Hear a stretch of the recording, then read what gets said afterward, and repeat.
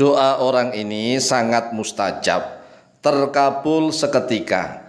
Meski yang berdoa adalah orang kafir. Hati-hati doa orang seperti ini karena dia ada di sekitar kita. Banyak sekali orang-orang yang sebenarnya doanya sangat mustajab, tetapi kalau mendoakan orang lain, tatkala dia mendoakan untuk dirinya sendiri, sulit terkabul. Tapi aneh, tatkala dia mendoakan orang lain justru sangat mustajab, sangat terkabul langsung kes seketika. Karena banyak orang yang ketika berdoa untuk dirinya sendiri sangat sulit terkabul. Namun ketika mendoakan orang lain sangat mustajab, langsung terkabul seketika. Salah satunya adalah doanya orang-orang miskin. Doanya orang-orang miskin ini sangat mustajab. Orang miskin itu kalau berdoa minta kekayaan untuk dirinya sendiri sulit terkabul, enggak terkabul. Tetapi kalau mendoakan orang lain, Masya Allah sangat mustajab.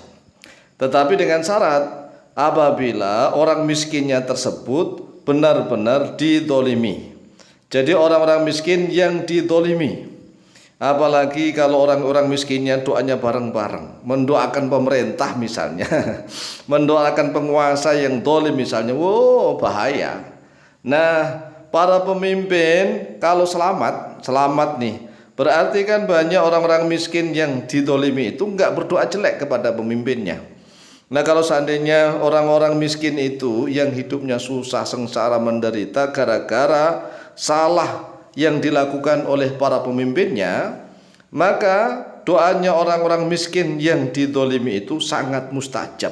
Walaupun toh yang berdoa itu orang kafir, ini lebih mustajab dan lebih cepat terkabul daripada doanya para wali bahkan. Jadi walaupun toh dia ini orang miskin, orang yang didolimi ini orang kafir, ini lebih mustajab, cepat dikabulkan oleh Allah daripada doanya para wali. Bahkan Rasulullah SAW bersabda begini kepada para sahabat, ittaqu da'watal madlumi wa in kana kafirun fa innahu laysa dunaha hijabun. Yang artinya ittaqu da'watal madlumi, takutlah oleh kalian da'watal madlumi pada doanya orang-orang yang didolimi. Wa ingkana, walaupun ada oleh madlum, oleh orang yang didolimi itu kafiron, yaitu orang kafir.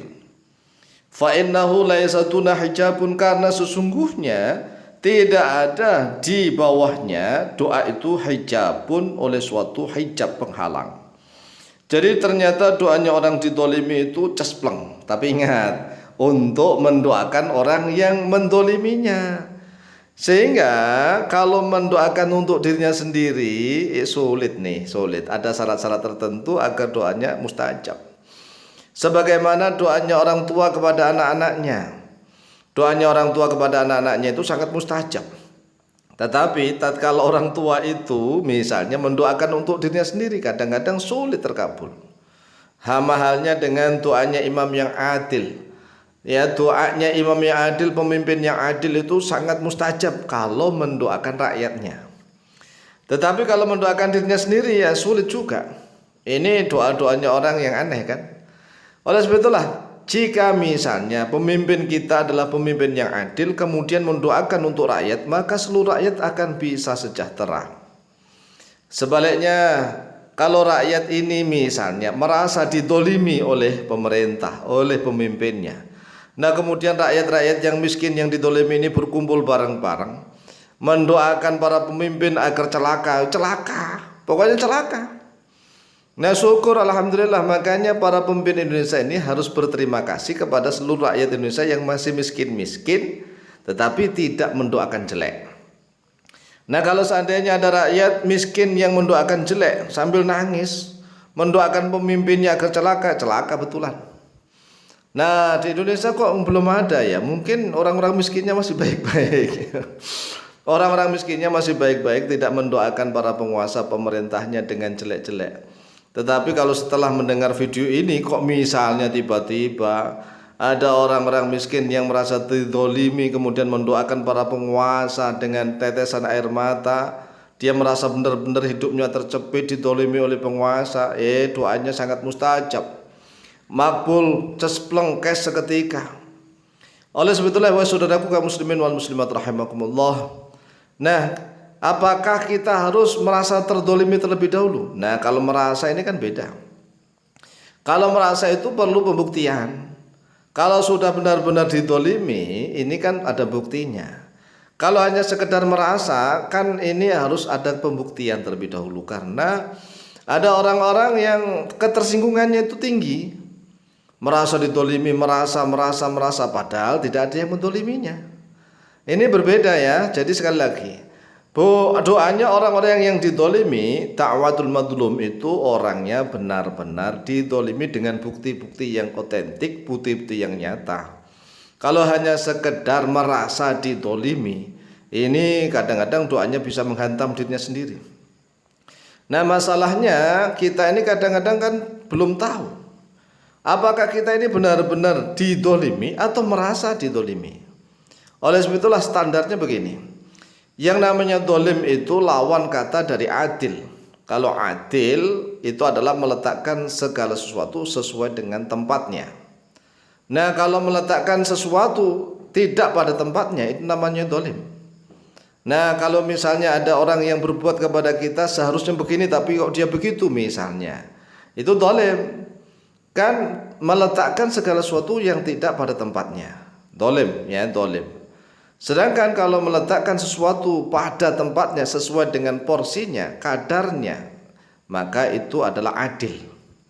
Sekali lagi bahwa doanya orang-orang yang didolimi ini benar-benar didolimi, bukan hanya sekedar merasa didolimi.